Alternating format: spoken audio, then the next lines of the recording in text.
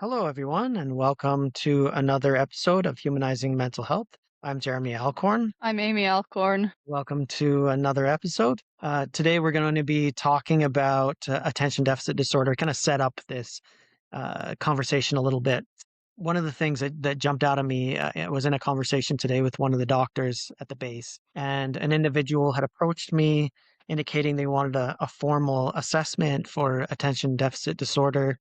And I wanted to find out the process, how the doctor goes through this. So, this particular doctor actually took additional training so that they would better be able to appropriately assess for attention deficit disorder. So, one of the things that is always a part of the diagnosis is the standard anyway is it's an adult self-report scale. So the trouble is, or what he was describing, is that pretty much every person that he's given this to shows up as having the disorder. That's really interesting. I wonder how much that has to do with the population as well. Like, if it just so happens that a lot of people who are in the military also overlap with people with attention deficit disorder, or if it's like that in other areas of work as well, like other career paths and such. Yeah. And taking case examples and your case experiences bring some threats to validity for sure in terms of the conclusions that you may come to. But at the same time, even within this kind of select population, isn't shouldn't be the case. It shouldn't be Yeah, that for so high a everyone to have it. percentage. Yeah, that seems Yeah. odd.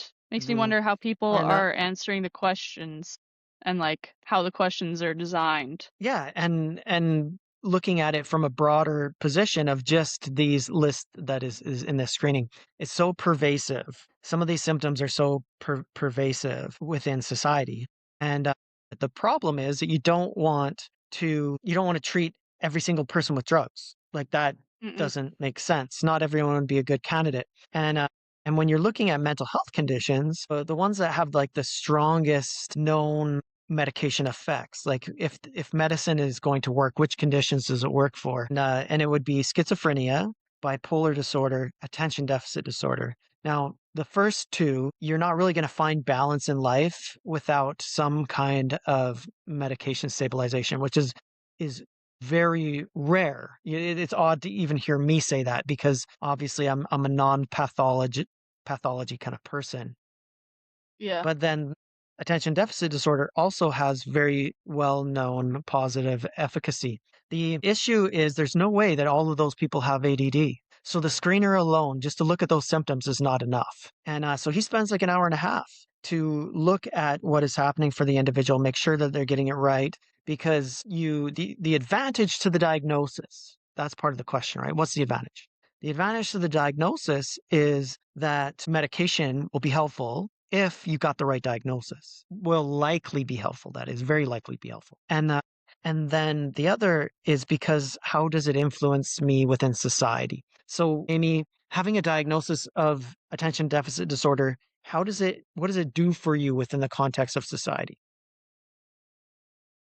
When I was first diagnosed, I tried out a few different medications and it took me a little bit, but I landed on one that I used for quite a bit and it helped me. So finding medication was helpful. I also was able to use that diagnosis for help in school, like exams. I was able to take more time and have my own private room and such. Later on, I found that medication wasn't helpful anymore. I don't know why, but medication had more adverse side effects on me later on, and now I don't take medication. But even without that, it's good to have in mind, like, I have ADHD, so I have XY symptoms I need to look out for, and I should be kind to myself instead of shaming myself for that. Or my brain works differently, and it's good to know that so that I can create habits maybe in a different way than a neurotypical person would create habits.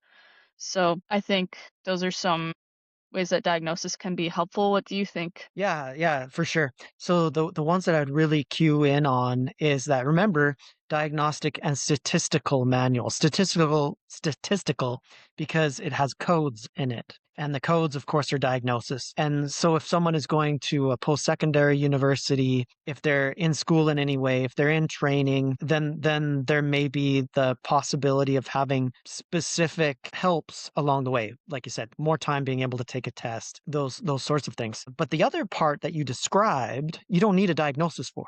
No, Mm-mm. the other part that you described, that it's like my brain works differently. It could be valuable to understand the dynamic, but you don't actually need a diagnosis for that. No, you don't need a diagnosis. I think it can help somebody feel more valid if they have a diagnosis, but you don't need it per se. And it can help you understand maybe which condition you have. You might be presenting different symptoms and you don't know which one you have. It's just a little bit easier if a professional is able to tell you, I think you have this condition, then you can look up more specific types of ways to help you. Yeah. Now we get into the core, right? We get into the core of where the rubber hits the road in terms of our podcast. And I'll like openly without shame talk about what the context of the podcast is because it is fundamental what we're trying to do. That is we say treat the person, not the mental illness. No, it's interesting that we say illness because they're actually disorders. And so sometimes when someone has a disorder, they're also ill, but they can have a disorder and not be ill because they're functioning well. So that's kind of one of the points of the use of the medical model in something like attention deficit disorder. That is, it would be there because we know that medication is effective or can be very effective. But the other side of it is that we don't want someone to look at themselves through a lens of I'm ADD. That's who I am or that's what defines me. And that's really troubling because right now, if you look at the flow of diagnosis.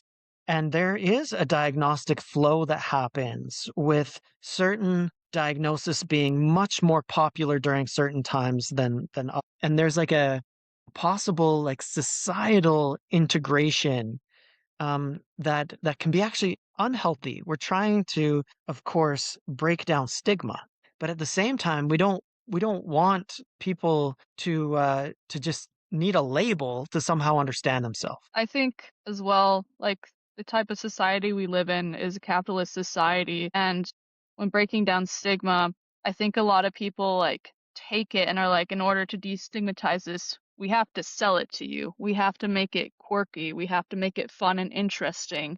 And so then you have these very, at times, debilitating conditions like ADHD that now pop up on like Facebook Reels or YouTube Shorts or whatever as just like these quirky little people that are cute and fun. Like, sure, now we're talking about it and people don't have to feel ashamed about it, but it's almost swung the pendulum the other way, where now people are selling products to you to help with your ADHD, and it's become like this fun thing when it's actually something very debilitating and it's watered down. Yeah.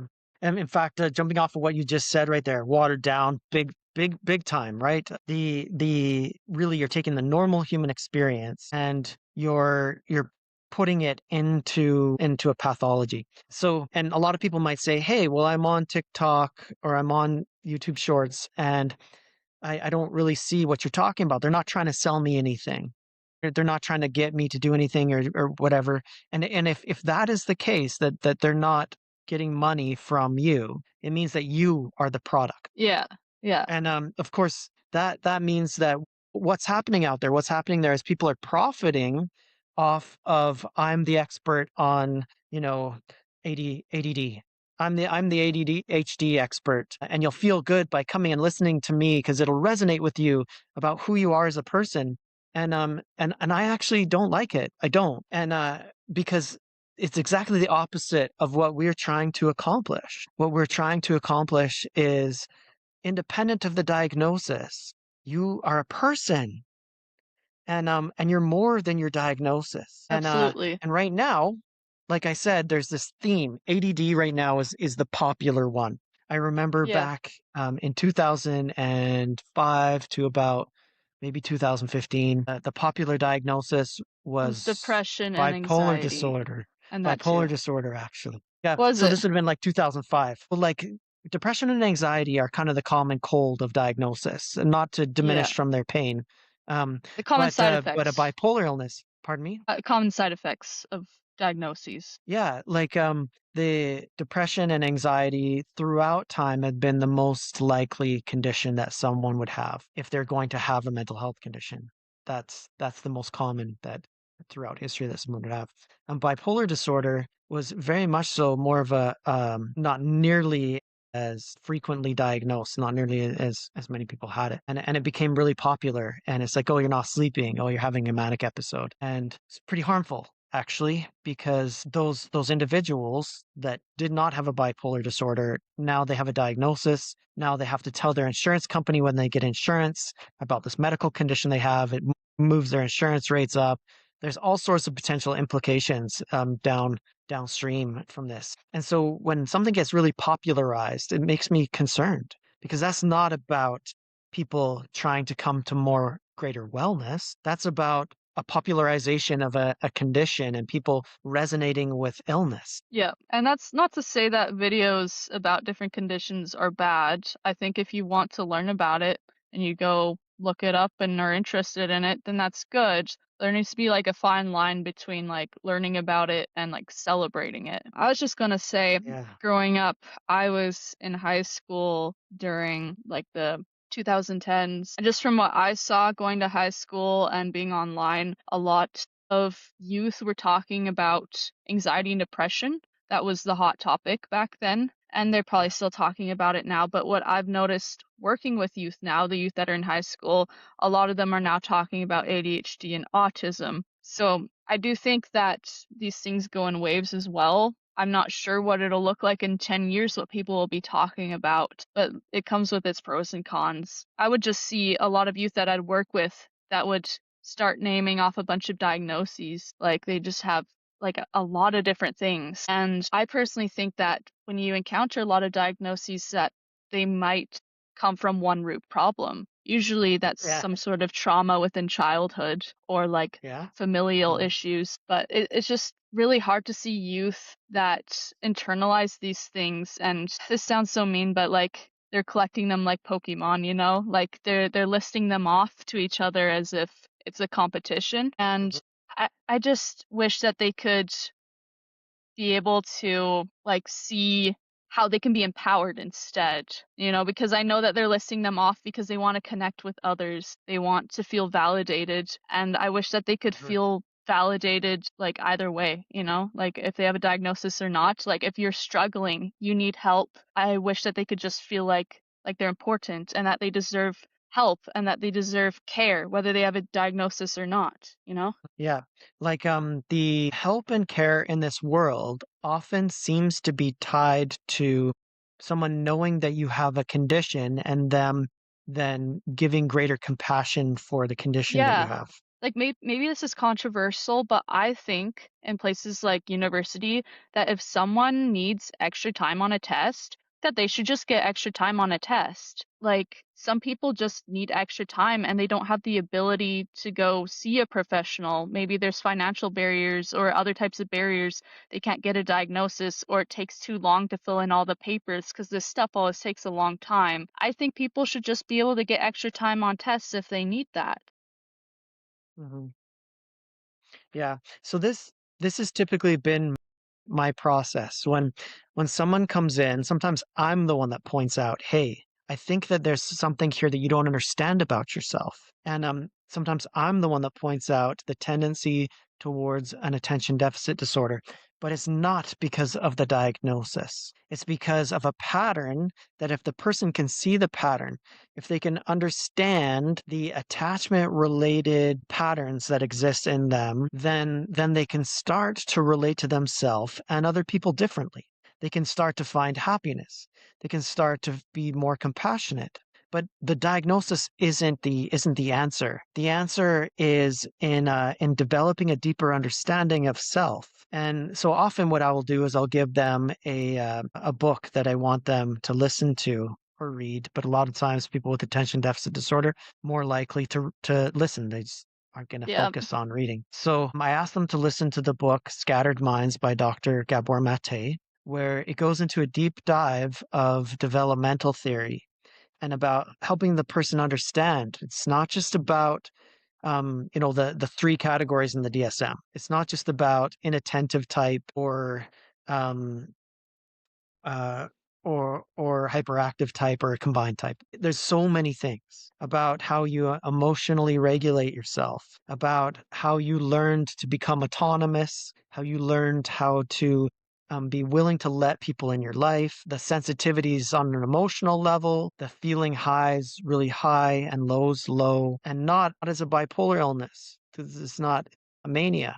It's about sensitivities to a variety of things, about the sun, and having more likely to have a variety of different allergies. I know that to you, I'm preaching to the choir, but chip in what, some of the insights that you came to as you also found Dr. Mate's work. Yeah, I think about attachment. A lot of it is talking about attachment when you're a baby and a child to your parents and core caregivers. And then you look back on that as an adult and it's all in the past, right? And you can learn about yourself from the past, but you can't change the past. It's all happened, but that doesn't mean that you have to stay with it. You can still move forward. And so learning as an adult, how do I give myself that sense of safety that I didn't have when I was younger? How do I give myself that sense of like um continuity and like how do I build habits? How do I feel secure? How do I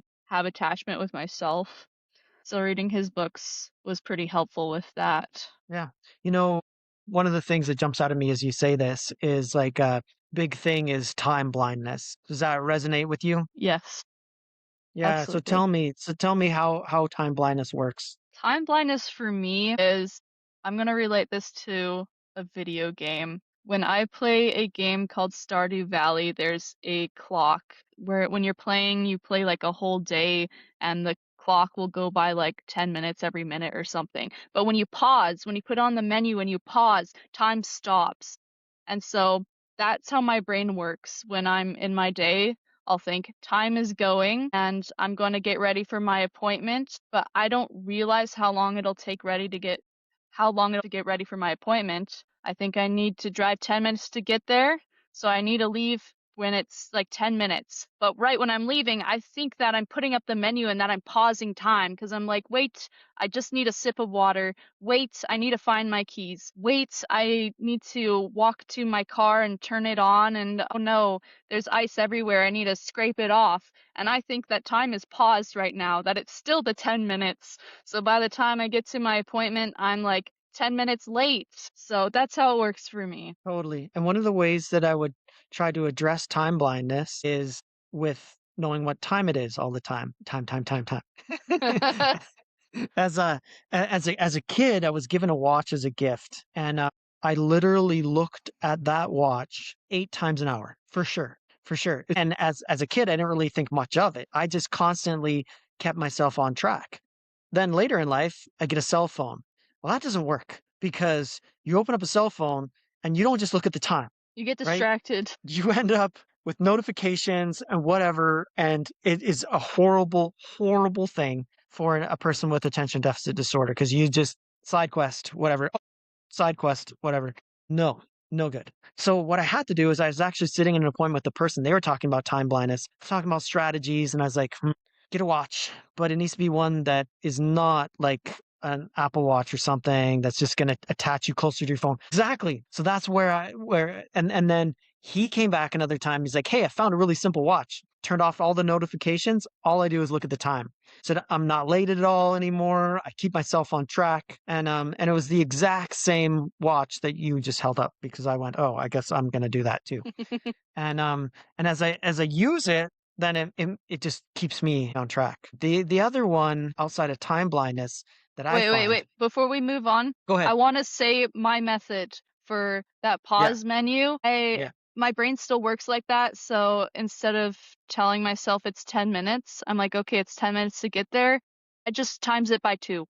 And it'll take 10 minutes to get there. That means I need 20 minutes because half of that time will just disappear. I don't know why, it'll just disappear. But if I give myself twice as much time to get there, then I usually arrive on time. Mm. So that's how I do it. If it's gonna take half an Yeah, hour, for I give sure. myself an hour. If it's gonna take 5 Um, minutes, I give myself 10 minutes. If I'm telling a friend what time I'll get there, I usually, like, add a few minutes onto it. I think I'll get there at 4 o'clock. Actually, it's probably gonna be 4:15. That's just how it works. yeah, makes sense. Yep. Makes sense. The other thing for me is the idea as a kid that it's like if you walk into a room and there's a cup on the counter, I don't care if it was yours or not, put it away, right? But what does that do to the attention deficit disorder person? They're like, I'm supposed to do everything now. And now is the only time that exists, right? That's the time blindness. Now is the only time that exists. Yeah. So it's like I'm on the other side of the city and I'm like, okay, so I need to hit the superstore and grab some muffins. And then need to run over to, and all of a sudden I'm like a Tasmanian devil. I'm at the mall and I'm at I think Walmart and that I'm at the also has to superstore do and with I'm the at, time blindness. That's like my Mhm. menu is like, oh, okay, uh, well, while I'm at the superstore, I may as well go to the mall. The mall's right beside the superstore. And while I'm there, I may as well buy so and so a gift because it's almost their birthday. And I may as well, I may as well, because you don't think it'll take very much time. And then you end up getting uh, distracted by everything and you feel overwhelming because you just can't do it all. And then it chews up all yeah, your time. totally. Yeah.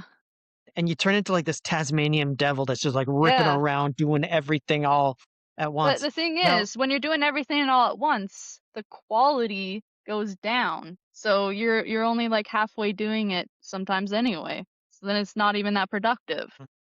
Yeah. yeah, for sure. And for me, this is a powerful strategy that I'm going to share with you. And it's a very opposite strategy to someone that's neurodiver no, that's reg I just lost the words. Neurotypical. Neurotypical, Yeah. there you go. Got a master's degree, but I can't remember neurotypical. Anyway, so it wouldn't work for a neurotypical person. But for a person with attention deficit disorder, there's a different question you ask yourself as you're starting to get wound up. At least I found it effective. That is, can this be done tomorrow? What parts of these things do not need to be done today? What can be done tomorrow? Yeah. And I found it super effective for me to calm down and also get to what I need to be at. It's like, like you said, if I'm ripping around all over the place downtown, by the time I get home, I'm all stressed out and, I was supposed to be there and I just get there in the nick of time and we're supposed to be doing something fun, but who's having fun when dad's stressed out? Yeah. It's not as fun.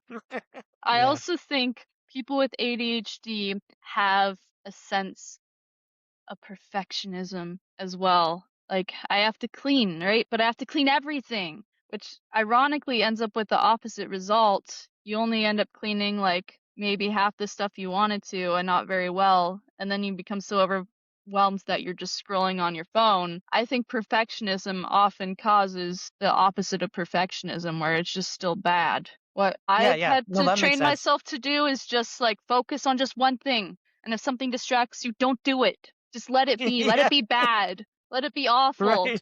Complete your task first if it's something small. Like don't go focus on something big, just something small. Yeah. The dishes are dirty, but oh no, there's dishes that like clean dishes that I need to put away. So then it's like, okay, I'll put away the clean dishes, and if I don't get to the dirty dishes, then I've still done some of the dishes instead of giving up entirely. Like Yeah, meet for yourself sure. halfway if you have to.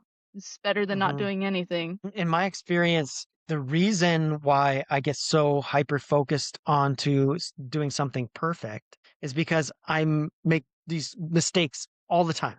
Like I'm doing something and I'm constantly not making a mistake. Like I even look back and realize as I'd go over tests from when I was in high school that I would have not misspelt I just left the E on it because in my head it was already done. And so that process is like, if I don't follow this meticulously from one piece to another, I'm gonna screw it up. I'll do something that I don't even notice that's a mistake that I've made, and that lies underneath. So it's a different, I think, path towards perfectionism. It's perfectionism because of the tendency to make mistakes constantly. I think what you said is very applicable to most people in our society in general because going through the education system, you're taught that you need to get the best grade. You're taught not to make mistakes, which is really bad because in order to learn, the human condition is to make mistakes. You learn better if you make a mistake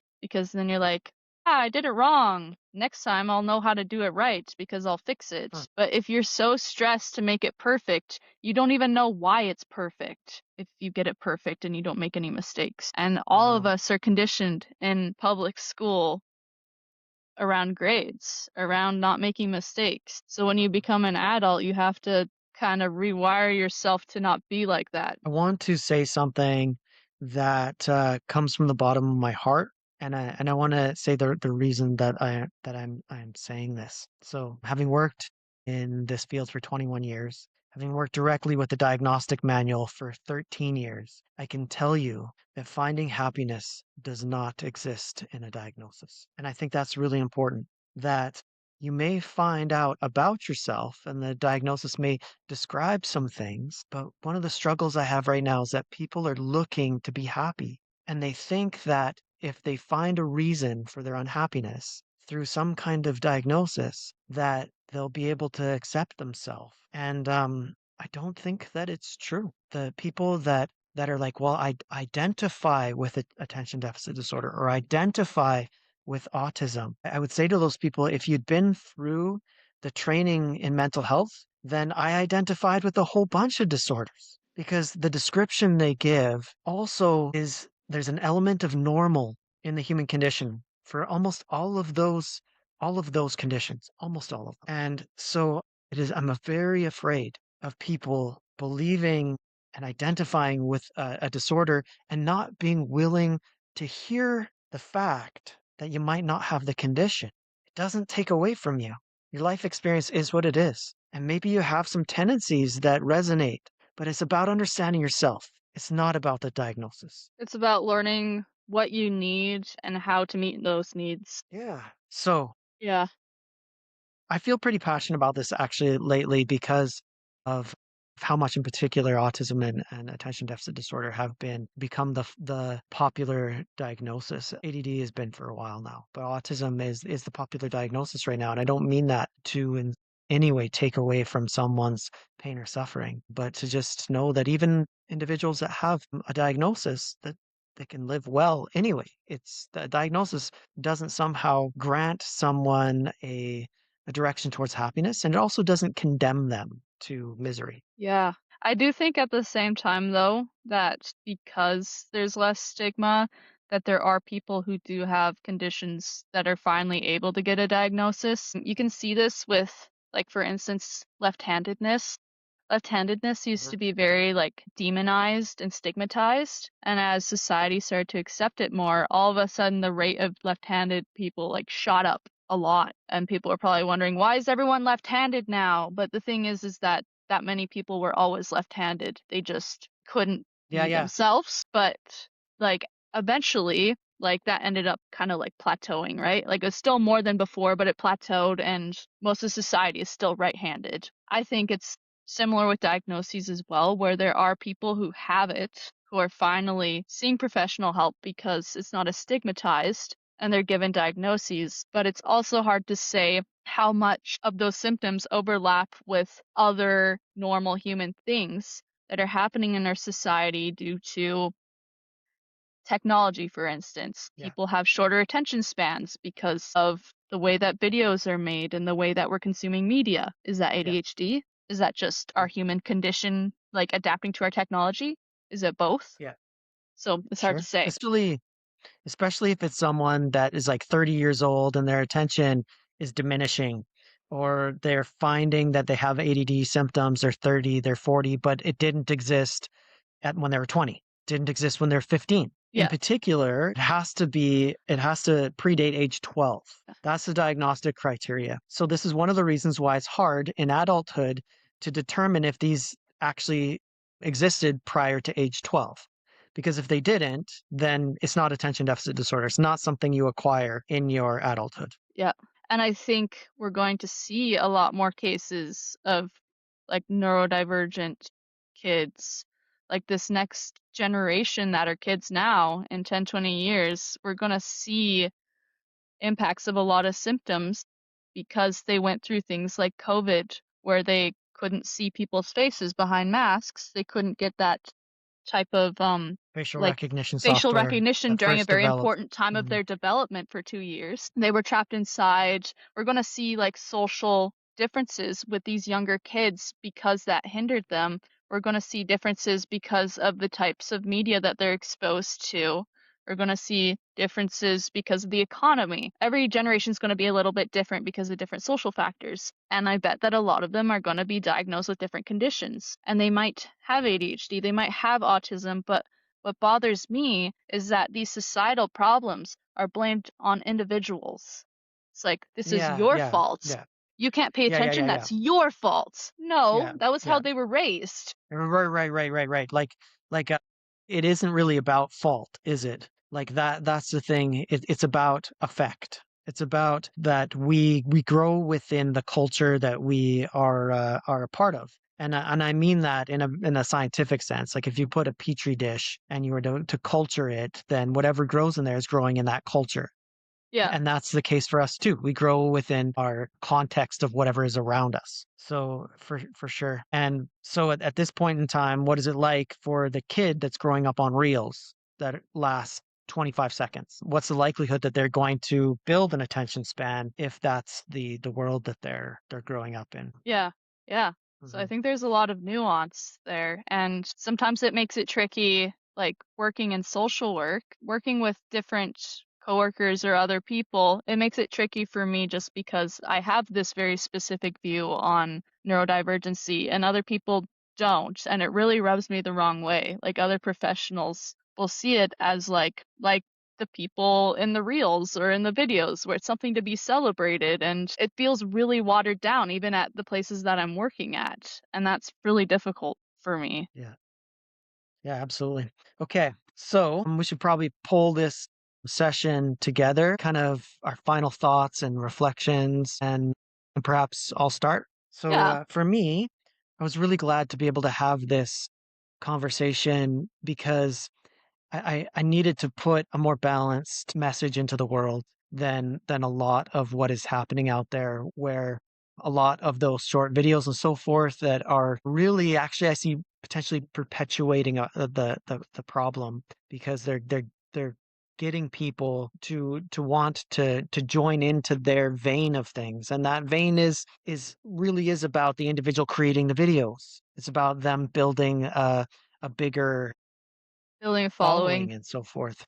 Yeah. And that's a problem for me. What I wanted to say quickly here is I think being neurodivergent or having mental health conditions, I like to think of the social model of disability, which can be applied to like physical disabilities, but I also think it can be applied to like different brain types as well, different being neurodivergent. I saw a really cool video on it once. It's probably on YouTube somewhere. The entire world, everyone uses wheelchairs except for the main character walks around and he's always like smacking his head on the ceiling because he's too tall. And so they talk to this character about, well, why don't we have a surgery to like remove your shins so that you're not as tall? And obviously that's really silly, but the video was saying that the way in which the world is made is what makes it difficult for people with disabilities to get around. It's what gives them barriers. You have someone in a wheelchair, they can get around.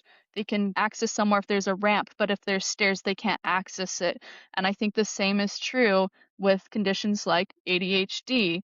It's not you that is necessarily at fault or the problem. It's that people need help. They need certain structures within society to be able to function. And some of society has taken those structures away and made it difficult for us to focus and function. And that's what I was saying with, I think if somebody needs help on a test, if they need more time, they should just be able to get more time. Because at the end of the day, school is for learning. It's not about getting everything right. It's about learning how to be a good member of society. And I think that like having a diagnosis can be really helpful, but that shouldn't be the end all be all. You should be figuring out, how do I navigate this world as the type of person I am, and how do I be Mhm. compassionate to myself, and how do I be Yeah. Mhm. compassionate to others regardless if Mhm. there's a diagnosis or not, and how can I be respectful and understanding of different types of ways of being. Mhm.